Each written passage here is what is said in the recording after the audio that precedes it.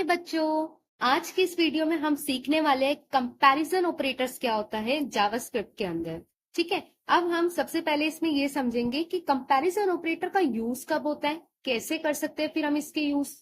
जैसे यहाँ पर हमारे पास जब भी कोई लेफ्ट हैंड साइड की वैल्यू होगी और एक तरफ हमारे पास कोई राइट हैंड साइड की वैल्यू होगी।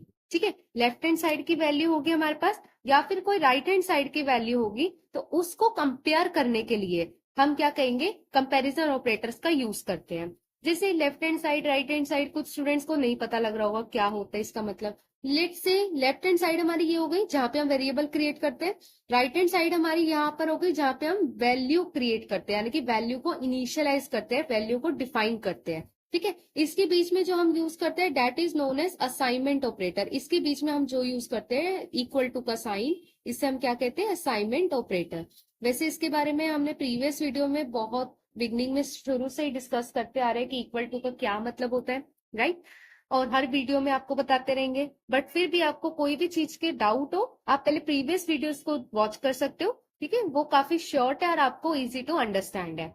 सिमिलरली हमने यहाँ पे बी वेरिएबल क्रिएट किया, उसकी वैल्यू 5 असाइन कर दी, एंड सी एक वेरिएबल क्रिएट किया जिसकी वैल्यू 10 असाइन कर दी। अब हमने प्रीवियस वीडियो में डेटा टाइप्स के बारे में भी पढ़ रखा है, तो जो स्टूडेंट्स मेरी प्रीवियस वीडियोस को वॉच करते आ रहे हैं उन्हें बहुत अच्छे से डिफरेंस पता लग गया होगा कि जो ए वेरिएबल है उसमें 10 जो है वो इंट की फॉर्म में है, राइट, इंटीजर वैल्यू है, और सी जो है हमारे पास वो क्या है, स्ट्रिंग की फॉर्म में है। ऐसा मैं आपको छोटा छोटा बेसिक बेसिक चीजें अभी से ही क्यों बता रही हूँ साथ में, क्योंकि कंपैरिजन ऑपरेटर इस चीज को बहुत डीपली ऑब्जर्व करता है। ठीक है, अब कैसे ऑब्जर्व करता है, क्या चल रहा है, वो अभी हम समझते हैं इसको।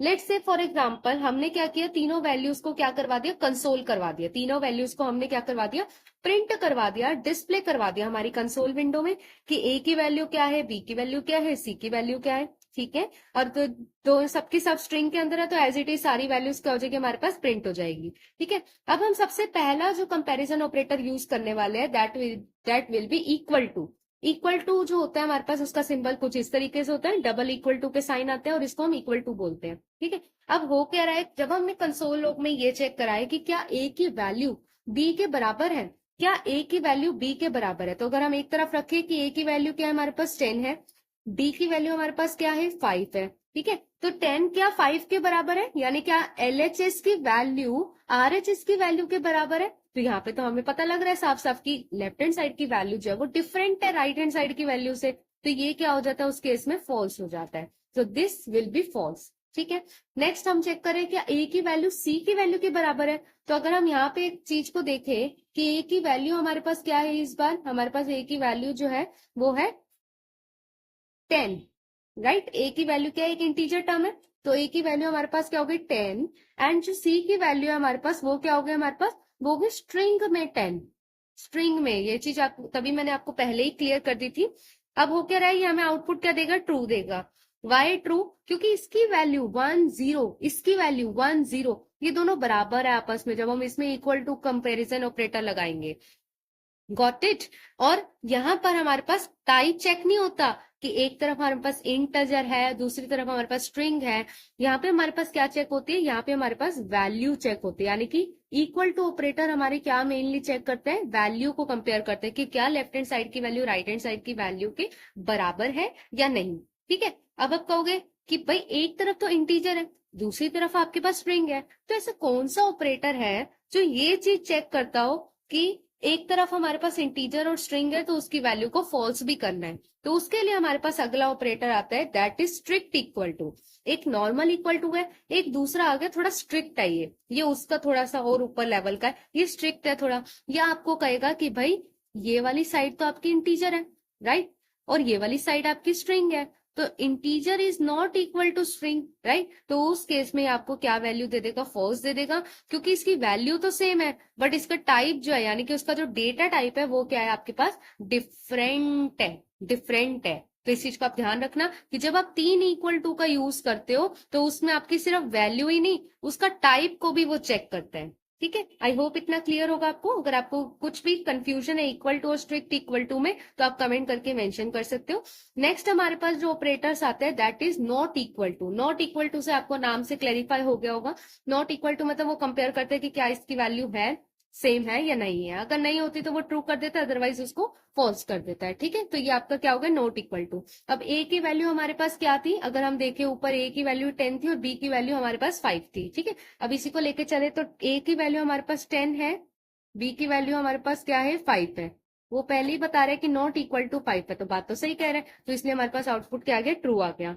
Similarly 10 is not equal to 10, again again हमने क्या लगा रखा है, सिर्फ एक इक्वल टू का साइन लगा रखा है, तो इसका मतलब ये क्या बताएगा, उसकी वैल्यू को फॉल्स बताएगा ना, क्योंकि ये आपके पास क्या कर रहा है, टाइप चेक नहीं कर रहा है। ठीक है, स्ट्रिक्ट नॉट इक्वल टू मैंने बताया, स्ट्रिक्ट नॉट इक्वल टू जैसे आपके पास 3 स्ट्रिक्ट इक्वल टू है, वैसे स्ट्रिक्ट नॉट इक्वल टू भी कुछ इस तरीके से सिंबल होता है। ठीक है, तो ये हमारे पास क्या होगा कि ए की वैल्यू सी के बराबर नहीं है, तो यस, क्योंकि ये टाइप को भी चेक कर रहा है, तो उसका टाइप क्या है, इक्वल नहीं है हमारे पास। ठीक है, अब नेक्स्ट हमारे पास क्या आता है, नेक्स्ट थिंग हमारे पास आती है ग्रेटर देन।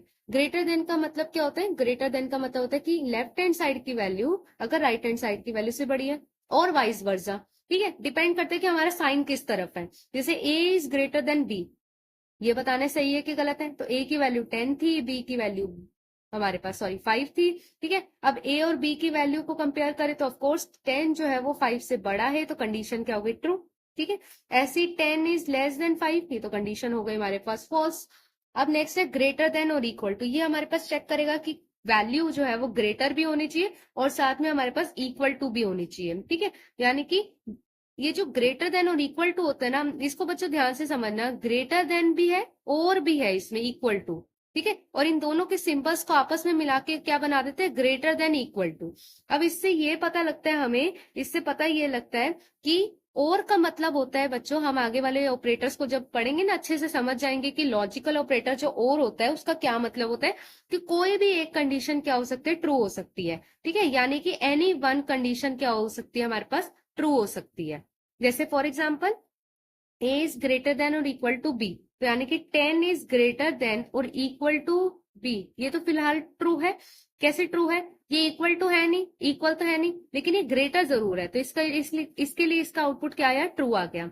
अब अगर हम इसको फोकस करें, 10 is less than equal to 5, तो हम एक एक करके अगर कंडीशंस को इवेलुएट करें तो क्या आएगा कि 10 क्या 5 से छोटा होता है, तो ये कंडीशन फॉल्स हो गई, तो ये वाला फॉल्स हो गया।